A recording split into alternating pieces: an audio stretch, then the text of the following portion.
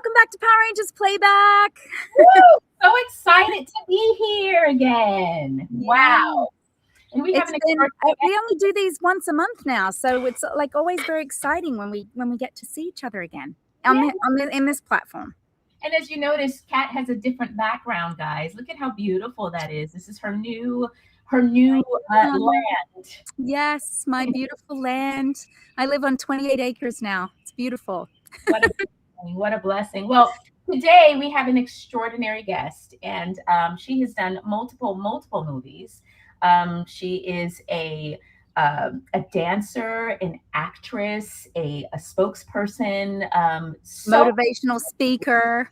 Yes. A wife. Yes, and a producer as well. Yes, a producer. One of her big projects that's coming out soon, which you guys Power Ranger fans know, is Legend of the White Dragon, amongst many other things that she'll talk about. But without further ado, Miss Rachele Brooke, yay! Thanks for having me, you guys. I just love you both, and I'm so excited to be here today. Thank you so much for your time. We're excited that Legend of the White Dragon is finally going to be coming out. It's been a long time coming. I know. Oh my gosh, you're telling me. Yeah. I know. Yeah. What is it? You filmed it, 5 years ago now? Yeah. I mean, there's two different parts, but yeah, we started in 5 years ago, and then also we filmed again. And I think the biggest thing that I would love to tell fans is, it takes, and I know you guys know, it can take so long to take a movie. Like Rocky took 9 years, like great films sometimes take a lot of time, especially if they're independent films. And, this one was that. And especially with what happened during filming, I just hope that, I know a lot of fans have gotten really frustrated because it's been so long, and I get it. It's hard on us too. Trust me, I want it out more than anybody. Yeah. But it really is like, you get one shot at a movie. Like once it's out, it's out. You can't take it back. You can't redo it. You can't be like, oh, sorry guys, we're going to change some things and put it out again. Like it's done forever. And so, I think it's really important that people recognize that, and that everyone, especially on the White Dragon team, has worked so hard to make this something so good. And especially that JDF would be so proud of. Yeah. And that was the thing too. I know with independent films that people don't understand is there's pickup shots, and there's like things like you might have missed in filming because the pace is so much faster in an independent film. And so when Jason, even though primary filming had been done, when Jason passed, there was a lot of gaps that needed to be filled. And that was a lot on the producers and the director to try and fill those gaps and make it work. Yes, absolutely. Especially in a process where people are grieving, and it's really hard to, especially I just have so much respect for Aaron, who directed this. He's best friends with JDF, and to have to, I think so many other people honestly wouldn't have been able, like it would just been too much, it would just been like, I can't do it. I can't finish it. But he kept going. And despite even really mean things that people were saying to him, continue to say to him, he just is like, they'll see it, they'll know it when it comes out, and hopefully they'll be happy when it comes out. And so, yeah, I just think it's a lot of resilience, a lot of persistence, a lot of like, how do we figure this out? Because most of the time when you do reshoots, you have the main cast person to do that, right? But we didn't have that. And so really having to, and especially because it was, it's his last film, and wanting to make it the biggest and the best it can possibly be, having to, bigger producers came on board and were like, hey, if you want to compete with the big guys, if you want to make this great, you got to change these storylines so that people care about what's going on more around Jason's character. So anyways, I think there's a lot to it. Yeah. Yeah, that's a lot. That's the big shoes he had to try and step into with that. I can't imagine. And the online community can be so cruel when they don't even know all the ins and outs of everything. That's really hard. You have to have thick skin. You have to change. I would imagine that the story had to change some from what it originally was. And I don't know how much you can talk about it, but I know that, people have asked us, and we're not even a part of the project, like when is it going to come out? But I think this is good, giving some insight on how long the process, not only because it's an independent film, but when you have a net and you have to change, because I know that Jason, when he was speaking to us, he planned on making these like sequels and trilogies and all of that. And, you know, with his death, that kind of changed everything. So did the story have to change drastically because of the death, or was there a way to kind of keep it together and just make some minor changes, if you know, without giving too much away? Yeah, I think that's the best person to ask would be Erin. I think that would be the best person to ask that question to. But definitely, I think what I would love people to know is that it's better. Like the original story and with the things that needed to get changed, I know at least from my character's perspective, you know, I think to make a film great, you have to care about all the characters and what happens to them, obviously, especially the main character, but so much of what makes you care about characters is the setup of the story, right? And like all the different pieces and what happens to the people around, obviously JDF's character, to make everything that that we already filmed even better. And so I know, yeah, I just, you know, I have not got to see the final film yet. I know that Jenna has, and I've talked to her, and she was blown away, so excited, like called me, leaving me voice messages like, Rachel, I can't wait for you to see it. It's so good. Like I was, you know, obviously she's crying the whole time, but just like to hear that from her, you know, just, and, you know, obviously Erin, but especially that her and a few other select people that saw it with her that were just like blown away. That gave me even more confidence that I already had that like, yeah, this is going to be so great and so special. And most of all, you know, that she being his daughter, you know, and being in it, you know, that she felt so good about it. So yeah, that's awesome. So how did you become a part of the Legend of the White Dragon? How did that all happen for you? And did you know JDF or Erin before? Had you worked with Erin before? So Erin and I had been friends for a really long time. You know, I had saw him when he kind of first started Bat in the Sun, and we both, like I had done Center Stage and Bring It On and some big films, and we had become friends. I think just because we were both in the like kind of martial arts, very athletic world, and just I saw what he was doing, and I was just so in awe because I know how much work it takes to do what he did, especially with building Bat in the Sun. And I was just like, how can I support? Like, let's do stuff together. I love that you're like going after it. And my passion has always been hero stories, because I think, you know, I love, you know, movies changed my life, especially in a sort of like, you know, every film usually has some sort of hero's journey within that film to make it a great film. But especially kind of films around those character types. You know, and I grew up obsessed with Power Rangers. In fact, I literally was so close to being a Power Ranger. And the crazy story was like, I was so close. Like it was down to like me and one other girl at one Which point. season? I don't even remember because I like blocked it from my mind. I think, you know, and it's so hard when you know, I went in so many times and I put so much into it, and I was like, this is so meant to be, and this is going to happen for me. And then it didn't. And I was honestly like really sad and like really bummed. And I just was like, you know, I have a mantra that I constantly say that has kept me, I think, like mentally sane in the entertainment industry. It's just like, what is for me cannot pass me. You know, what is for me cannot pass me. This was not meant for me. And I just believe that there is something else that's even, you know, I don't like the word better because I don't think it's about better. I think it's just more meant for me and my particular journey. You know, I think, gosh, I don't know how long after that was, but then basically Erin had said, he's like, yeah, we're doing Legend of White Dragon. I think you'd be perfect for this. I want you to talk to JDF. And JDF and I got on a live first, and we just like it just hit it off. I think, you know, we just couldn't stop talking. I think we planned to go for like 30 minutes and we went for like 2 hours or something, because we just were so passionate about so many of the same things, and really using our own things that we went to, struggles, trials, our own mental health journeys to help put into films, into stories, and to content that we created to help other people, you know that they're not alone, know that that even us are struggling too, and how to use, you know, creativity and art to help you process through really challenging things. And so, and then after that, it was basically like, yeah, we want you to be Iris. And I helped, you know, initially with the crowdfunding, and then we started filming, and it was just so special because, you know, I grew up obsessed with with Power Rangers and watching him in the actual Power Ranger movie and all this stuff. So it was definitely a full circle moment for me. And I kind of have this crazy pattern in my career of playing lead role characters in follow-up films to films I obsessed over as a kid. You know, like I obsessed over Center Stage as a kid. I watched it every day. I had vision boards of it.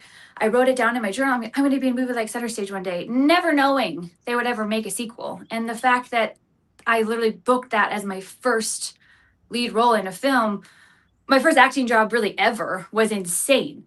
You know, and that's what I do a lot of motivational speaking about all the twists and turns and ups and downs and things I learned from that journey. And then also, you know, Bring It On. I obsessed over Bring It On as a kid. So to get to play in one of the follow-up Bring It Ons as one of the main characters was just like mind-blowing to me. You know, and to be so obsessed with Power Rangers growing up and not necessarily getting to be an actual Power Ranger, but to get to live kind of in that world and play opposite characters that I just loved.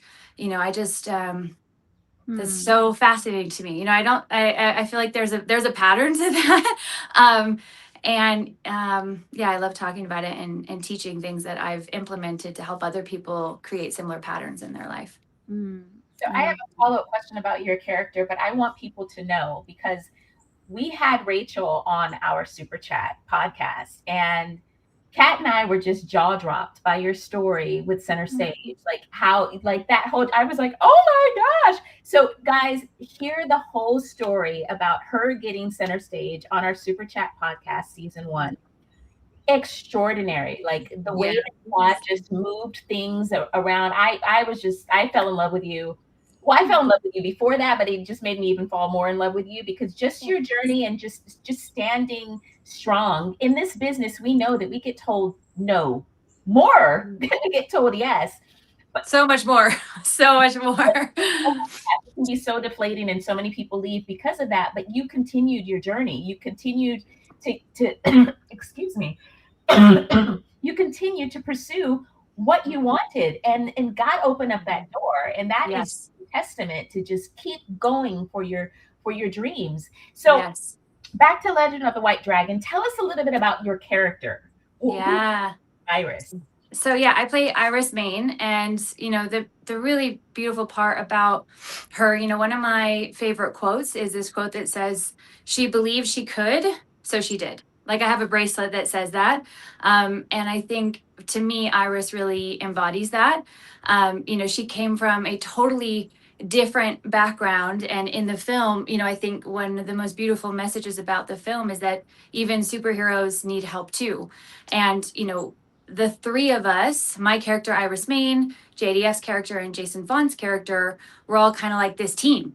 And we all did everything together. We go on these like, you know, covert out missions, and then, you know, some really hard things went down, and JDF's character basically went missing, you know, and I can't give too much away, but the whole thing was like, wait, we lost where'd he go? We lost it. We didn't know if he was alive. We lost our team. We lost our family. Like, and we're trying to, you know, basically save him. And I think, you know, what I love about her character and this message in the movie is that so many times, you know, when we think of heroes as these people that like do it on their own. You know, they're like super strong, super tough. They got it all together and they just like save the world by themselves.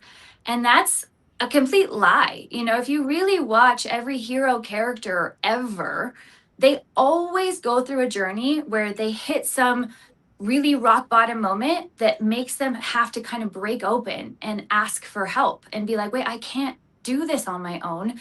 I need help. I need support. Almost every hero character has a team, has a sidekick, has some community that's supporting them. And I think, you know, that is a big part of all of our lessons throughout the movie. And I hope that people watch it and take away that in their real life, you know, that nobody has it all together. And everybody, even the best of the best, like most successful, most talented, most beautiful people, like they're struggling too. And we all just need each other, and we need help, and to ask for help, and to allow ourselves to be messy and vulnerable, and be like, and realize that that is a strength, not a weakness. And so, yeah, I think there's a little bit about Iris. I like that. She sounds cool. And she's like the female, only female Yeah.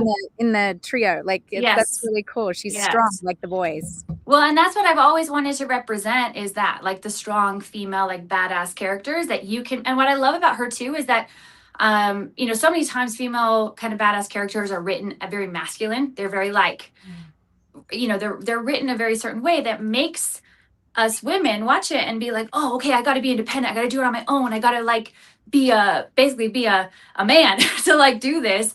But I love that she's, you know, really written it. Of course she's tough. Of course she's strong. Of course she's badass. Of course she can like protect, you know, she helps and she supports and she protects, but she's also has this like softness and vulnerability to her, and this groundedness that I think, you know, I hope that women watching and men watching just realize that, and that we see more female characters that are written like that. And I think we are starting to see more and more of that, which I really love.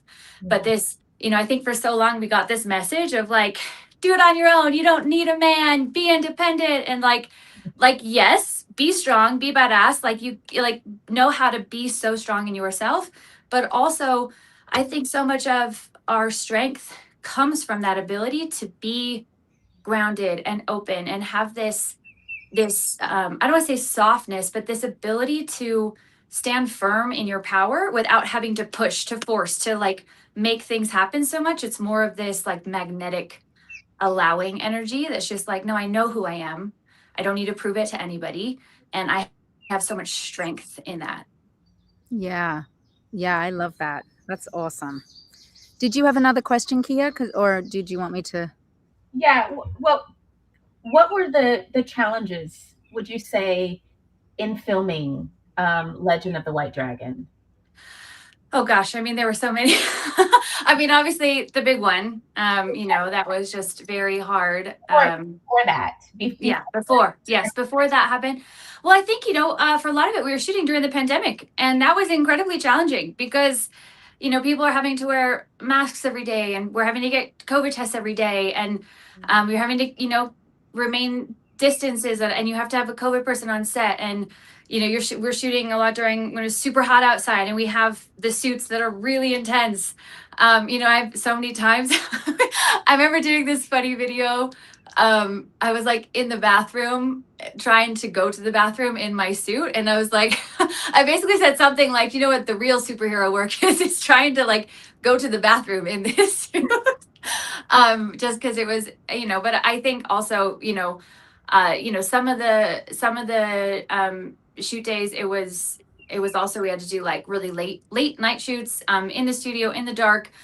And I know for my character, you know, we have the helmets that have these lights that go in our eyes, and for part of the day, we haven't, you know, you're having to shoot so fast, I literally couldn't see, like, and we couldn't figure out how to fix it fast enough, and we just had to like get the shot. So I'm literally having to do basically like very athletic, like running through scenes and like walking upstairs and climbing down, you know, like all this stuff, basically without being able to see.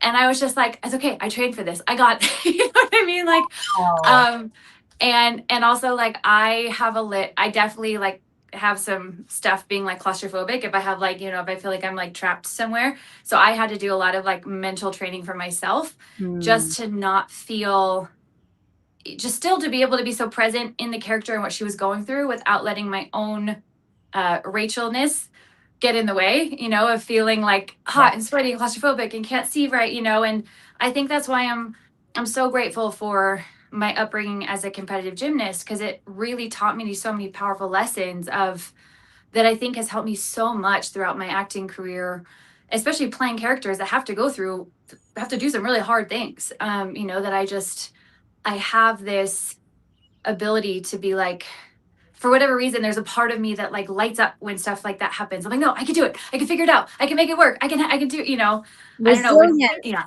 The resiliency. Yeah. That is like really, really powerful. And I light up with any action or fight scenes that we have. Like even the movie I was just filming, called Starfire, had some really badass action, you know, fight scenes. And there was a day where it was just all that, with some really intense scenes involved, and like just a lot of, you know, fight work and stunt work. And I just, even though my body hurts and I'm like, it's like the biggest energy rush for me. Like I just love it. And I often say, like when I have, obviously it's fake blood, but blood on my face and my body hurts and I'm tired, I'm sweaty.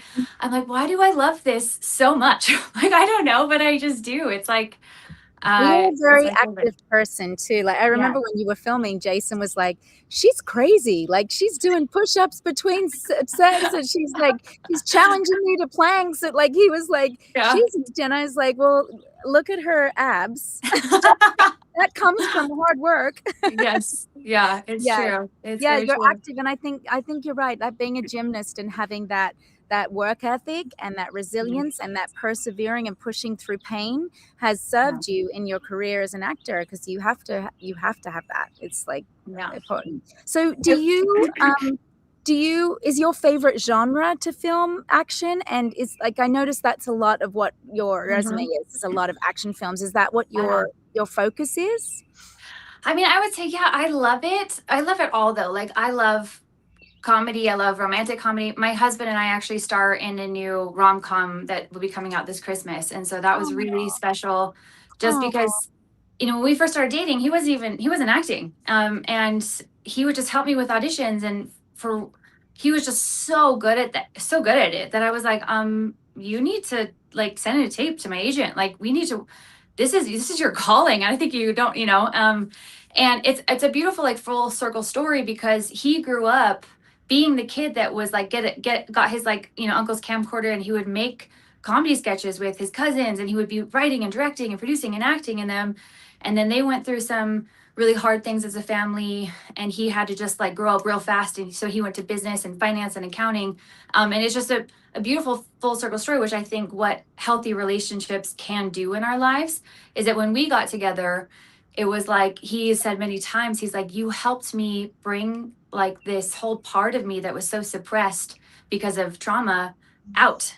And I would have never known I could have even done this. But ever since he started acting and auditioning, he's just been like booking job after job after job. And when we got to, and we had ever since then, we were like, gosh, well, if we could just like do a movie together, like to play in a film together. Because we create, we have a comedy sketch show that we do together with our Relationship Renegades brand. And the mission of that was always to like, have that and teach really powerful lessons about healthy relationships and wellness through comedy, but also that to set us up to be like, to say we can work together, we can do movies together. So when that came around and we got to do that, it was just so special. Where did you film that? We filmed that in Utah. Okay, how fun! Independent film, or was that through that's also independent, but we have some really exciting things coming with that of like where it will be, but we can't say it yet. That's so awesome. Yeah. We have several we have several super chats that have come through. Super chats are fans that have paid to send in some questions for you. Cool. So can we just ask this question real quick before we get to the super chats? Because can you tell us a little bit about your brand with your husband? Yes. Yes. Tell us about what you guys do together. Yeah. No, thank you for asking. Yeah. So I think, I went through, after I booked Center Stage and Bring It On, and I was living my childhood dream, and I felt like, this part of me was like, wait, I was living this big dream that everyone told me I was crazy for thinking would ever be possible for me. And yet I was still so lonely, anxious, ending up in all these really unhealthy relationships that just caused so much anxiety and suffering. And it led me down this path, after like toxic relationship after toxic relationship after toxic relationship, to realize like, gosh, I have been studying, manifestation and law of attraction and mindset work my whole life. But nobody really ever taught me how to have good relationships, yet they're at the core of like everything that makes life meaningful and happy and feeling fulfilled. And so I went on like basically I was going through this really bad breakup, and I was just like, okay, I have to figure this out. Like, and I just went into studying everything I could find about how to have a good relationship, and worked so hard on myself to make a lot of changes, and then to be able to really attract and nurture and sustain the relationship I have with my husband now, that felt so playful, so supportive, so like, wait, this is the best gift ever. Like, I want everybody to be able to find this. And he had a very similar story. He grew up in domestic violence, and he went on his own huge hero's journey to heal a lot of anger and hurt and trauma. And he too was just like, I want to help people have healthy relationships because that's at the core of everything. And so we decided to start our company, Relationship Renegades. And because we also are both actors and producers and speakers, we're like, let's use our gifts and talents and strengths to use media to help shift and change culture and help educate people in a fun way on how to learn some of these principles that have really made such a difference in our life. And so with our Relationship Renegades brand, we have a whole, every other Friday, we drop a new comedy sketch that's very like high-end cinematic, looks like a movie. Think like SNL or Key and Peele, but every sketch is around healthy relationships or wellness principles. And then the following week, we'll drop a more of like a talk show episode breaking down that comedy sketch and all the principles within it. So hopefully entertaining people, but then also really helping people learn those tools, integrate it into their life, and really learn how to not get stuck in unhealthy relationships as much as possible. Is it something people subscribe to? Like they yeah, right now we just have it on our YouTube channel, so everyone can subscribe. We have a really cool episode dropping this Friday, and it's been really cool for me because, you know, we write, act, direct, and produce all of them together. And there's so much that we have had to learn in doing that. But this one, we have several other, it's kind of like a Mission Impossible theme and lots of other cool actors and people involved. And yeah, it's been, like, I never ever thought I would be interested in directing, but through doing these, I'm like, wait, I actually kind of love directing. Because I'm like, wait, I get to use all of my skill sets because I love helping people uncover gifts that they didn't even know they had. I love helping like inspire and motivate people to find and learn how creativity can be so healing for them. And so like speaking and uplifting and like loving into people to get the best performance out of them, and then piecing it all together to tell the story to hopefully empower, you know, people. I love it. Oh, you're so sweet. Guys, check out their brand. That, what a great way to deliver messages by skits and comedy and stuff. Comedy. Because people just observe it, you know? Yes, yes. We had a message come in from one of our channel members, Scott Biglicky, and he wanted to know, will Legend of the White Dragon come to theaters in the UK when it comes out on August 28th? Do you know? So I can't talk about that yet, but I do know as of now it's in select theaters, but we're hoping like the better it does, the more we'll be able to have it in more and more and more theaters around the world. So that's what we're hoping for. So the best things fans can do is like support however much of their initial release is there, and the better it does, the more we'll be able to expand. And he had a couple of other questions, but I'm just going to ask this other question. He wanted to know, what was it like working alongside JDF? It was the best. Like, I just love him and will forever be so grateful for him. I feel like, you know, he just like, and I'm sure, you know, you guys felt, so he to everyone, I feel like to some people I've talked to, he was just like the big brother that just like took me under his wing and was like, you know, so many times it was a lot of pressure for me. I felt like it was hard to be like, wow, I'm stepping into this whole world, you know, that you guys already know about and have. And he was just like, I'm going to show you the ropes. You're going to do all these things with me. We're going to do it together. And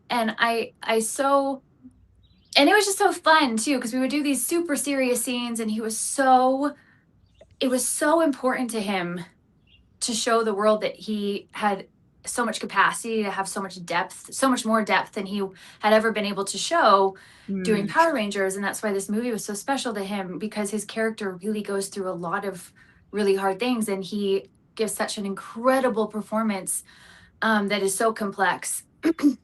And so it was just so amazing to see his work ethic, but then also his ability to just bring so much laughter and so much like inspiration and support to everybody on set. Like, yeah, I'm just forever grateful. And I'm just so sad. There was a couple audio messages that he left me that I like just, you know, he literally was just saying so many kind, supportive things.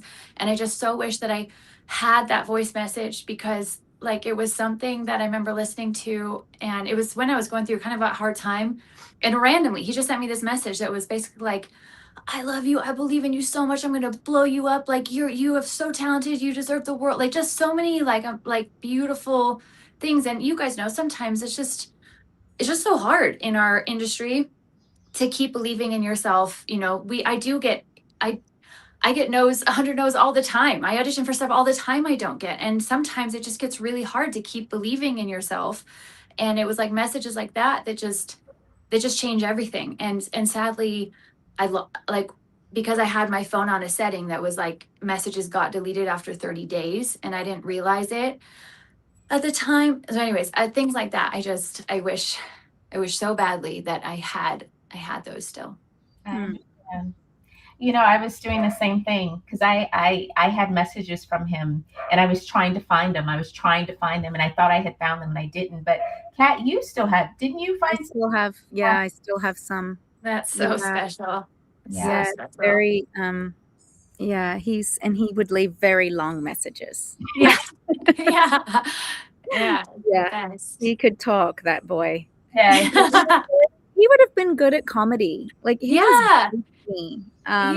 He really was. I mean, even I remember, you know, because we had worked so much on like social media together and you know, because before, I don't even think he was on really TikTok before, but then when we were on White Dragon, I was showing him like, you know, I would create different sketches, little quick sketches for us to do together. And he was like, wait, this is so much fun. And they would, you know, get really big on my TikTok and kind of helped him get started in that. And then as soon as I kind of taught him some things on how to like do it, he literally like had a channel that had like 1 million followers, like so fast, because he was so funny, you know, and he knew how to just like, I don't know. And anyways, yeah. Did you ever see his page Saps?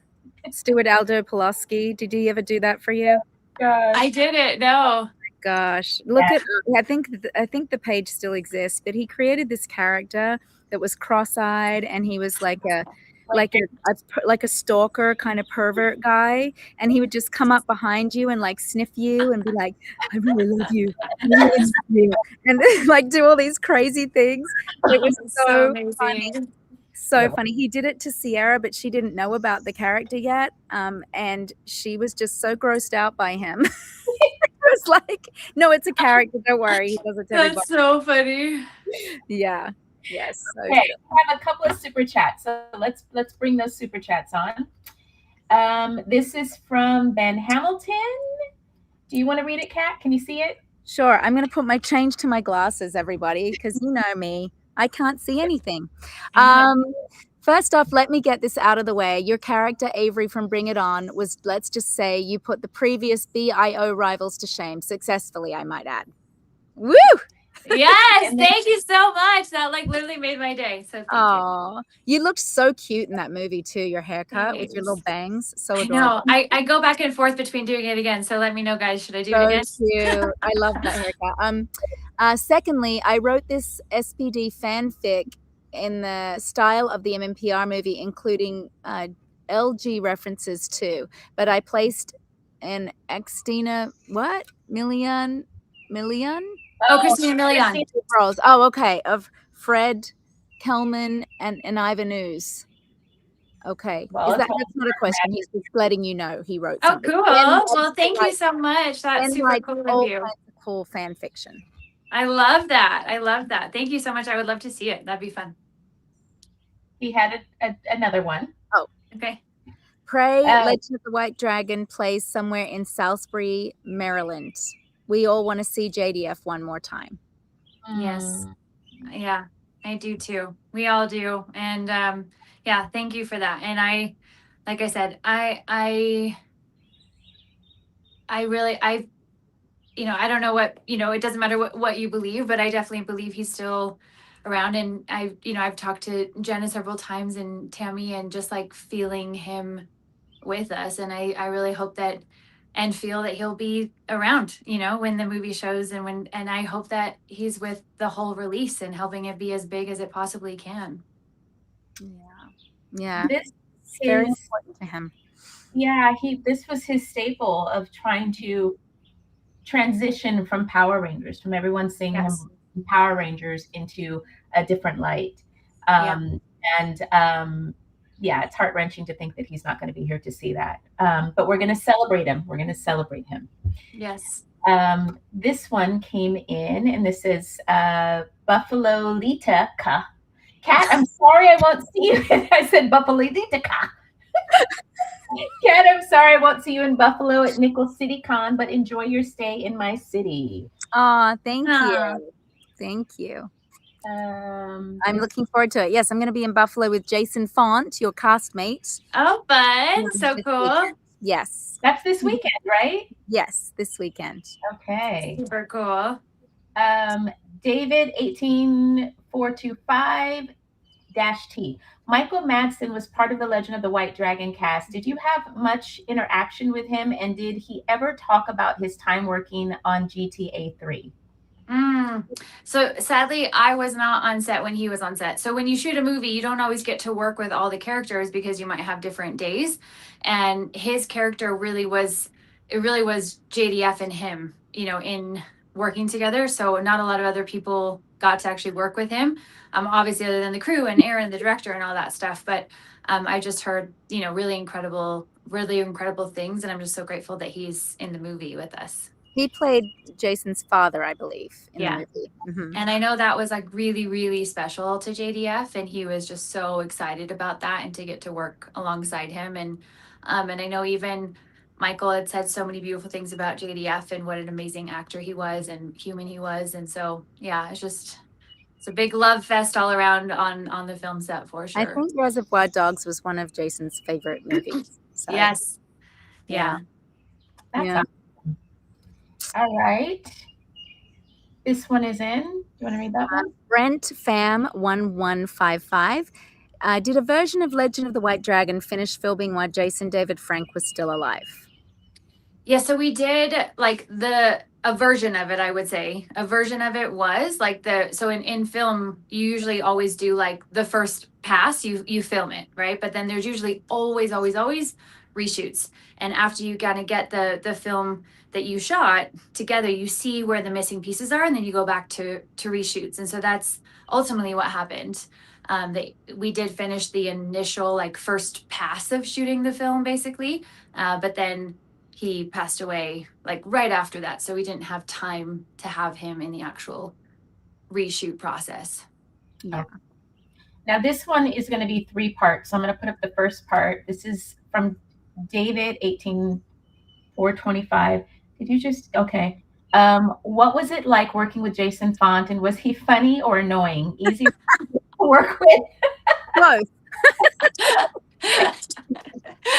Oh my gosh. No, Font is amazing. I loved working with him. I love that you said both. And I would say the same, and I think he would agree. I think he loves, I think we all, like me and JDF and Font, we just had a little, we were a trio. We were like the hero team. So we'd hang out all the time, and we had a group chat that we would always just basically send each other ridiculous voice notes every day, throughout the film, after, the film. And yeah, I think we just had so much fun together, the 3 of us, but also just Font himself was so amazing to work with. And him and I have become great friends, and really, really grateful for him as a friend. And so excited for him being another new father, and just like his journey and what he represents and stands for as like such a seems like such a great dad too. So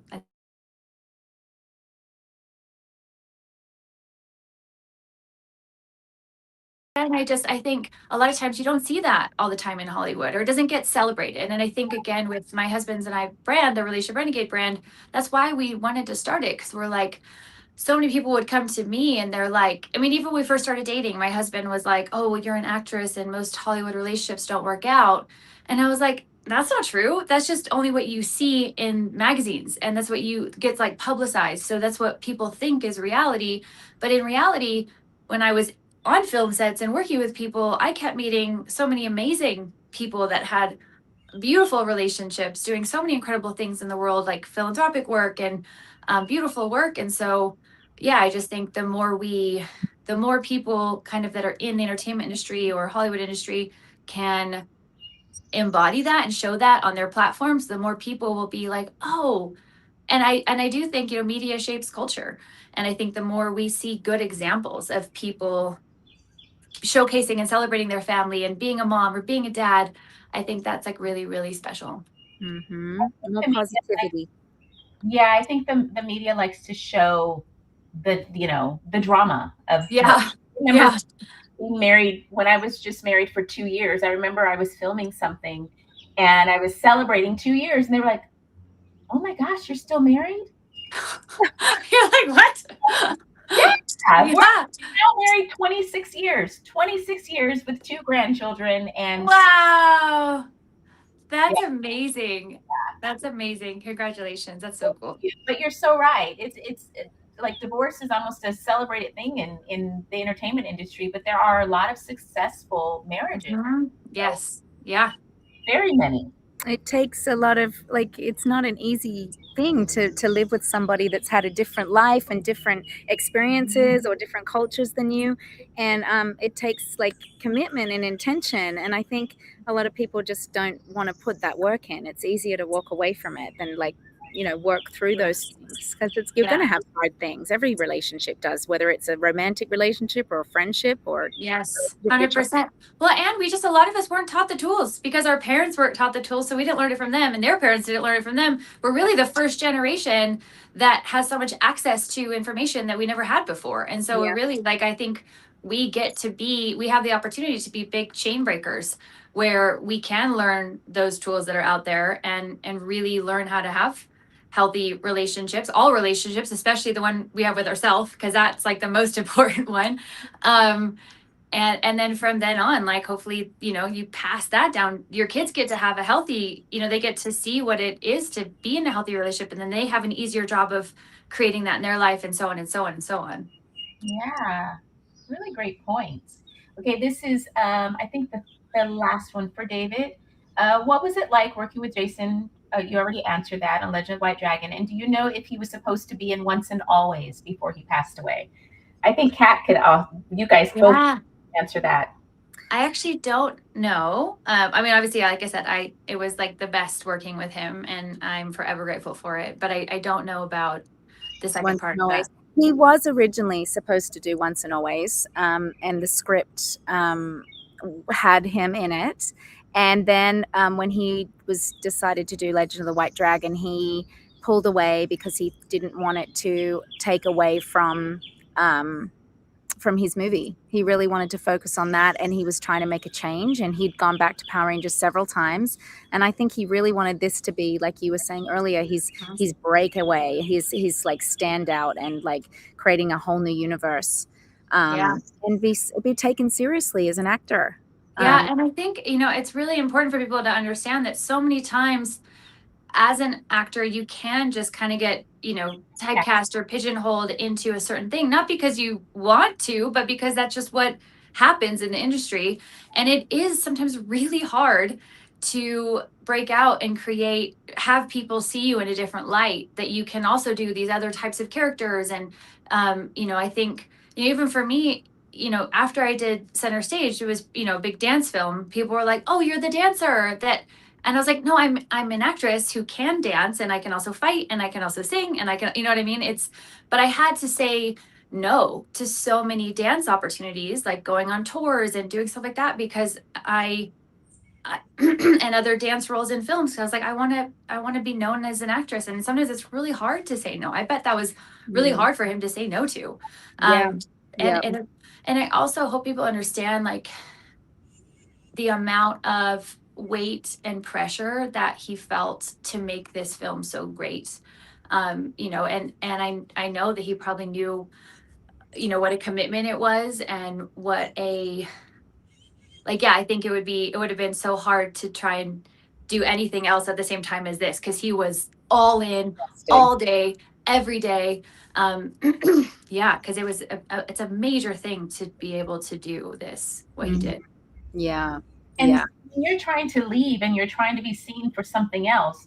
That is a lot of pressure. I'm glad that you brought that up. Like this project was heavy. Like he needed it all, and he needed everything to just work out, because this would be a staple for him. And again, I remember him mentioning he wanted to do like trilogies. Like he wanted this.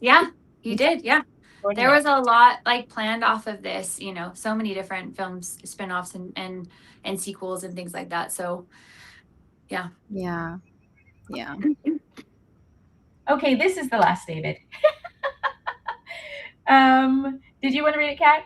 Sure. Hi, Rachel. To add to your strong female leads, for me, my favorite strong female lead is Lucy Lawless, Xena, Warrior Yes. Princess. I love Xena the Warrior Princess. Man, like another obsession growing up, you know? Yeah. So cool. That was a great show. So cool. I agree. Kamen Rider 64. Did you know that Mark Dacascos? Oh, yes, Mark. Was also in Kamen Rider Dragon Knight, another American tokusatsu adaptation, and was also in the Bioman pilot. Did you know? No, I didn't know that, but I love Mark and I loved getting to work with Mark. Like that day when we were all on set and Mark was there, obviously JDF and Font and I, and and we were shooting at this like really incredible location and there were some really cool fight scenes and some really dramatic scenes that also happened. That was just such a special day. And Mark is just so special. Like I just love him and I think the world of him and I'm so grateful I got to meet and work with him. Is there anyone that you don't like? Yeah, there is.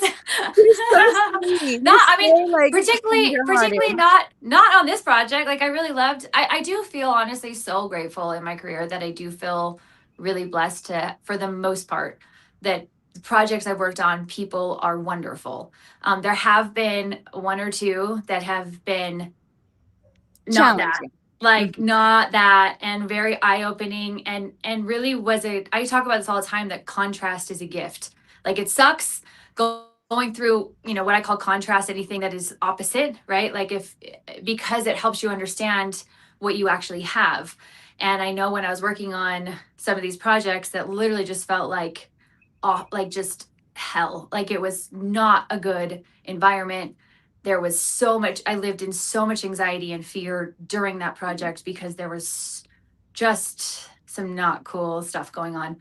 But it made me really deeply appreciate anytime I got to be on a film set, that it was a really good energy and good environment. So even though it sucked, I'm grateful I went through those because I have even more appreciation for any time that it's even okay. You know what I mean?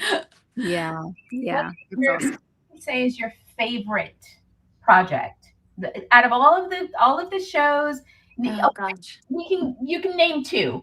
Yeah, I mean, I might have to name a couple because I'm like, wait, honestly, this one so special to me, like forever so special to me. I remember every day like driving to set, and even though it was early and I literally was just like just so high on life, so much gratitude because again, like I do a lot of visualization, I do a lot of journaling, I do a lot of like, I'm going to be on a movie like this one day, and this felt like that, you know. And I remember those moments where I was like in my car driving to set, jamming out and just being like, you know, nervous, excited, all the things, but then also having this realization of like, wait, like I've been here before. Like I saw this moment in my mind so many times because I visualized it. I visualized this same feeling of like driving to set, being so excited, working on big action films and playing, you know, badass female characters. And so that was just so special to me. You know, my center stage will always be so special to me because again, I saw that when I was a 14-year-old the first center stage when I was a 14-year-old little girl going through a very traumatic time in my life. And that movie was the reason I wanted to be an actress and a dancer. And I watched it almost every day when I was homesick and lonely and terrified when I moved to LA when I was 18. And it helped me just like get through all of those really hard feelings and times and rejection and feeling lost and confused and depressed. And so to get to play the lead role in the sequel to that film was just like, I don't know. I'm so grateful that there is footage. Like I can actually watch that movie sometimes because it like, otherwise I would just thought it was like a dream, you know, because it was just so like amazing to me. I will say Getting to work on Iron Man 2 was really special for me. Ooh. Like, I love Robert Downey Jr., and to get to work with him, and to get to do a really cool, it's cool because obviously on a big film like that, like there's so much going on. I didn't get a lot of like real time with actually with him, but we did a Jay Leno episode with him where it was like just a couple of us girls and him doing it together. And that was so cool because we literally got to just like hang out with him like all day long, like in the green room. And he was so cool. And then honestly, also this new film that I just got done filming. It's called Starfire, and I play the main girl in it, and she's the antagonist, but it's like a very complex character. I love playing characters, and I love films that do a good job of. And honestly, I think White Dragon does a good job of this too, where it's not just like the good guy versus the bad guy. Like you don't really, you're kind of like, wait, are they the villain? Are they not the villain? Because it really helps us understand like humans are complex. And even playing the mean girl and Bring It On, Avery didn't think she was mean. Like nobody just thinks they're a mean, terrible person, or most people don't, but they just have these hurts or traumas or whatever they went through that makes them think that they have to win no matter what, or they have to like be the best no matter what, and they don't care what happens because that hurt is so deep that makes them do things that hurt other people. And so but ultimately, yeah, this character, her name is Sasha, in Starfire. It was just super, super cool. Like it was such a special filming experience. And there was one, and you guys will appreciate this. There was one day when we were filming that movie where because of the way we were shooting the film, because a lot of it takes place in space, and so I was in a ship, right, like a spaceship. And the way they were shooting it was they had to have people shoot, we're on green screen, we're in a studio, we're in the cockpit of the ship. And one of the days it was literally just me all day long. Like no other actor was on set. It was just me doing basically like 30 scenes. Wow. Back to back to back to back to back. And I had to go, and I'm reading off, because it's hard to explain, but when you're shooting a film, you just shoot all of my shots, and I'm reading with characters off the screen that aren't actually even really there for a lot of it.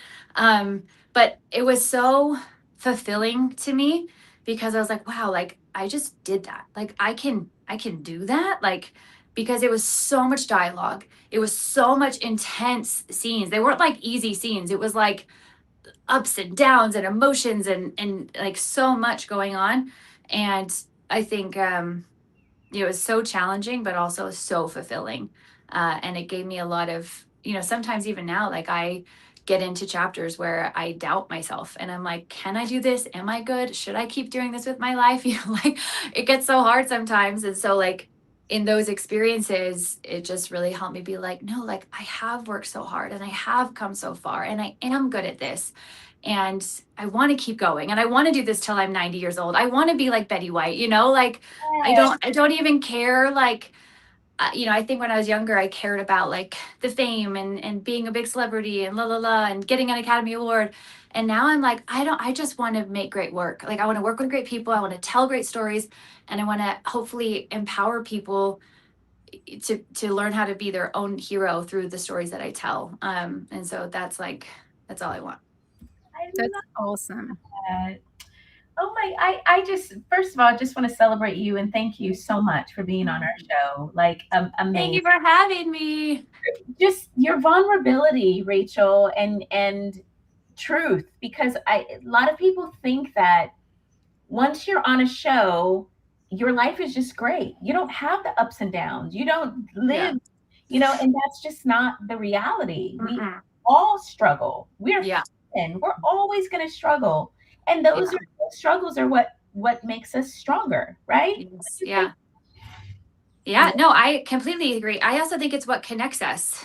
Like I went through really challenging stuff growing up, and especially with like a gut health issue that no one could figure out, that really messed up my mental health and my emotional health, and because I went through that, and because I experienced so much, just like anxiety, fear, like feeling alone, feeling depressed, feeling all those hard feelings, even though it was so crappy to go through, like it is the reason I care so much. Like I wouldn't, it's the reason I spend my time working so hard just to like hopefully put out a piece of content that helps someone, or like it's the, it's the reason why I, if I'm walking down the street and I see somebody hurting, I'm like, I want to go help them because I know what it feels like. It's so I do think it is our challenges, our struggles that connect us if we allow them to. They can also, separate us if we don't lean in and ask for help and learn how to receive help too. I think one of the biggest things I've learned is so many people are so good at giving help and support, but they're really crappy at receiving it. But it's so important. Like if you don't receive, you don't have anything to give. It's like this cyclical thing. And I wish I learned that earlier in life, that the amount of love that you're able to receive, the amount of help, support you're able to let yourself receive, literally change the whole trajectory of your life. Because if you can't receive it, you literally like block the flow. Like you're blocking.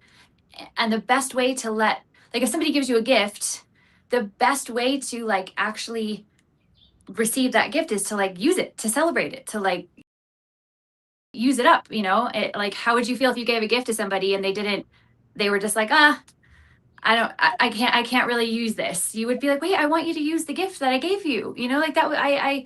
So anyways, I know that's kind of a tangent, but I just think I wish I learned earlier how to like really receive love, because I think I really struggled with it for a long time. And it is the reason why I felt so alone, even though I didn't necessarily need to feel that way.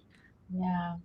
Wow. Yeah, but I also think that when you've allowed that to mold and refine and change you, and then you now are married to somebody that now you've grown again with him, and now you're using your gifts to bless others at this time, at the right time. I don't think that if you probably didn't have the maturity or the tools at that time to do what you do now.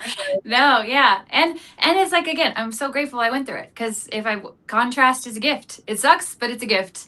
Yeah. And yeah, I think to anybody watching, it's just knowing that like it's never, one of my mentors told me, he's like, there is no there. Like there is no there that anybody ever gets to where everything is just perfect. Like it's a never ending journey. Like no matter, like, because at one point, you'll get to a certain amount of success or whatever, and then you'll be like, oh, but then you want to expand. It's just like life is this constant journey of wanting to grow and expand. And if we're not growing, then we're kind of dying, so it's this like desire to grow and expand as humans. And so like letting yourself know that I used to think that there was some place I was going to get to where like all my problems would be gone and I don't have to worry anymore and I don't have to grow anymore. But then I think you'd be super bored, and I think life would be like not fun, it would be boring. So I do think it's that has helped me so much to realize that like even the biggest celebrities out there, even the most wealthy people out there, like there still is no there for them. Like they're still having to go through stuff. They're still having to learn, still having to grow, and to reframe that as like a beautiful thing and an exciting thing rather than like a overwhelming thing. Yes. Yeah. So thank you so much. And where can people find you? Where can people find you? Tell everybody. Yeah, I think the best place is either my website, so rachelbsmith.com, or I'm really active on Instagram, and that leads to like all my stuff. So it's either rachelbsmith.com or my Instagram at rbrooksmith. And that also leads to our other brand, Relationship Renegades, and that's just relationshiprenegades.com or at relationship.renegades. And definitely follow her, guys, because her content is so fun. Every time I watch your dance videos or you're just, it brings a smile to my face, and it's so refreshing to have something positive out there in the world like that. So keep doing it. It's wonderful. Thank you. Thank you so much to both of you. And thank you for creating this. Like, it's so beautiful. And the friendship that you both have for so long and getting, like, I just think that's so special. Like long-term friendships, female friendships, getting to work together and like celebrate. I just celebrate you guys so much, because you guys, it's a lot of hard work. What they do to keep this consistent and to create this kind of content, like you don't understand how much work it takes on their end to like create this and build this and maintain and sustain this. So like, thank you to you guys and like Are you props to in our you. head right now? Yeah, I know. Trust me. It's like, it's so hard. It's so hard. It is. Thank you, Yeah. Rachel. Thank you Yeah. so much. Thank you Mwah. guys. You're the best. Thank you. I can't wait to see the Bye. movie. Yes, yes. In theaters, August Yes. 28th. Have a great evening, my love. You too. Mwah. Bye. Ah, love her. Love her. Woman crush. Yeah. She's so wonderful. And she's young to have so much insight and wisdom for her age. It's really impressive. Yeah. Guys, thank you so much for joining us. Make sure you check out her Instagram, check out her brand. She has so much going on, and just her energy is just, you want to laugh, you want to be encouraged, inspired, uplifted, go to her page. Yes. Thank you so much for joining us. And Kat, again, where will you be this weekend? I will be in Nickel City in Buffalo, New York this weekend. It is Saturday and Sunday. We'll be there all day. Jason Font will be there. Tracy Lynn Cruz will be there, and a bunch of other guests. So it's going to be a really fun weekend. And then Nakia and I will be at GalaxyCon Rally in July. Yes. So, I will also be in the beginning of July. I'll be at DreamCon in Houston, Texas. First time. I don't think I've done a con in Houston, so I'm excited to do that as well. Yeah. Yes. So we'll see you next month. We have another fabulous guest in July, so stay tuned for that. Yes. Bye. See you next time.